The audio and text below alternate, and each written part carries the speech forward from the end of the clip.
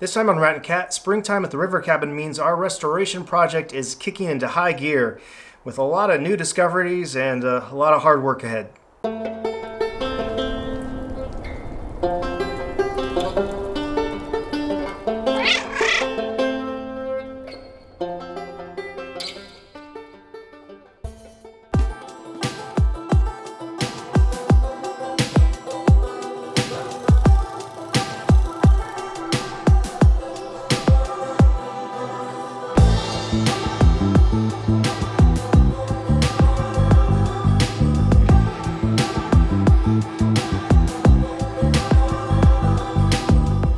Hi, welcome to Rat and Cat. I'm Nikia, where we search, survive, and explore. Just to update you that haven't watched on this channel before, we have bought this river cabin to live in. We're living with our in-laws right now, and we're trying to get out of there as soon as possible to give them space, give us space, of course.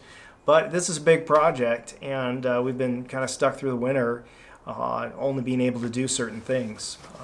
I did get a survey in of the property, of the elevation, and we are 2 feet, the bottom of the foundation is 2 feet above the 100-year floodplain. So that is good news. That means that we don't have to be registered with FEMA. Insurance will count us as being out of the flood zone. It's close. The neighbor has his half basement 2 inches above that mark, 100-year mark, and so he's also considered out of the flood zone as well. But I did discover a lot of neat things about the cabin during the winter, or this location.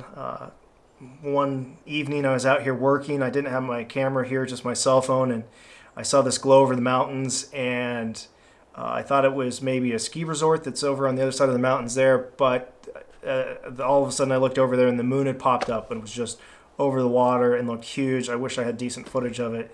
But I wasn't expecting that. It was the first time we'd seen the moon here, and a gorgeous view across the river on that. Another time I came out here to work on the cabin and just walked out to the river first thing to take in the view, and these 2 bald eagles swooped in over my head and landed in the tree beside me. And then I looked out beside them, and there were 2 coyotes out on the ice, and they trotted over to hunt, or there were 3 other, I think it was a total of 5 coyotes out there on the ice.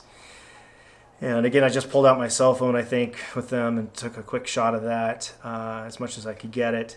But I talked with a neighbor. Evidently, they had taken down deer out on the ice, and the river through much of the winter was completely frozen over. It was half frozen over when they took down this deer out at the edge of the ice, and I guess the fog came up midday and then went away in the afternoon, and that section of the ice had melted off and the coyotes weren't around anymore. But I think they have a couple dens up at a big piece of property just past us here. So kind of neat to see the wildlife, explore what's around here.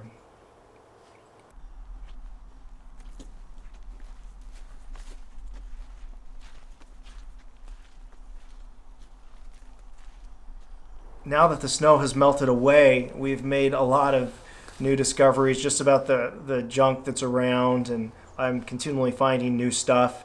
Found it, and we knew there was a big pile of junk there, but I was able to dig through it more, and we found a lot of steel, metal pieces, old grills, and there's 3 lawnmowers on the property, 2 old ones that were not in use at all anymore, and so we loaded all that stuff in and took it to the recycling center in Spokane.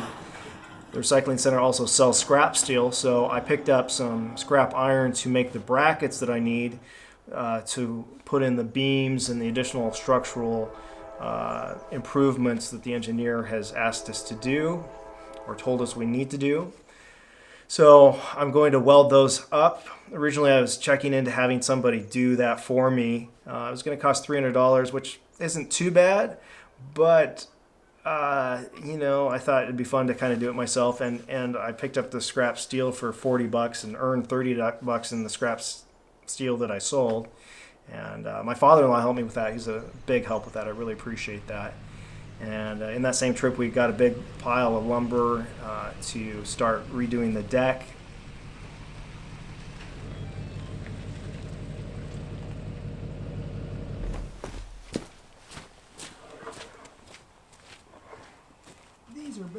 boards, and those other two I just took in there. Let's just put them right beside you.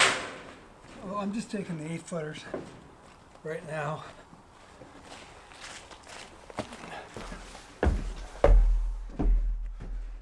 The deck is really the last thing on my mind. I really wish the engineer wouldn't have put that on there. I think it'll last another 3 years. At least it needs to be done, but I really would rather focus on other more important things. Yeah, because basically we don't have enough money to finish this. We need to earn more money in order to get this cabin done and completely livable. And so that's kind of stressing us out, especially with my wife starting a new job and me relocating. I have some of my old clients, and a lot of my clients aren't from where I was living before anyhow.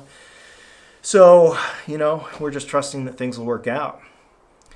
But, and moving forward, you know, the housing market's really hard here, as it is in a lot of places. It's pretty hot. And so it's hard to find a good place to live in that's a decent price. So we were really fortunate to find this, we feel, even though it's taking a ton of work. The next big things that we have to do are get the well drilled, get the French drain in around the house, get the beams in. I took a long time to saw out the little braces or the 2x4s that were coming down in between two of the beams, where I have to put in a new glue lam, and had to cut through nails and stuff with a Sawzall. That was tedious. I don't think I have any footage of that, but I'm so glad it's done.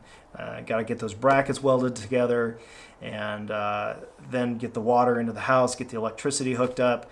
Well, of course, is a major expense, and so is getting the electricity hooked up. Folks, winter's coming. I know it's barely spring, but I'm worried about how fast winter's coming and all the things I have to do before it gets here. It is a ton of work, and to try to be working and earning money. I mean, working on this house for me would be a full-time job in itself. And so I'm a little concerned, but I'm also excited for new opportunities, and we'll see what happens. If you like seeing old structures like this discovered and destroyed, that